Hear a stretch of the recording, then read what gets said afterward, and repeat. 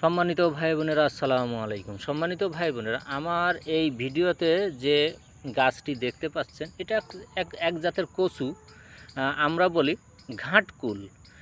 তবে এর বিভিন্ন এলাকায় বিভিন্ন রকমের এর নামকরণ আছে। তবে আমাদের আঞ্চলিক ভাষায় আমরা ঘাটকুল হিসেবে আমরা চিনি বা জানি। তো সম্মানিত ভাই বোনেরা, এই ঘাটকুল আমাদের শরীরের জন্য খুবই অত্যন্ত উপকারী। আপনারা হয়তো বা জানেন বা কেউ জানে না। খুবই অত্যন্ত উপকারী এই ঘাটকুল। তো আমি আগেই বলছি এটা এক প্রকারের কচু।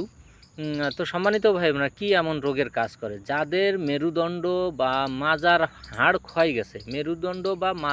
ক্ষয় গেছে, তা হাঁটতে চলতে ফিরতে খুবই সমস্যা, তাদের জন্য খুবই অত্যন্ত উপকারী এই ভিডিওটি। তা কীভাবে ব্যবহার করবেন?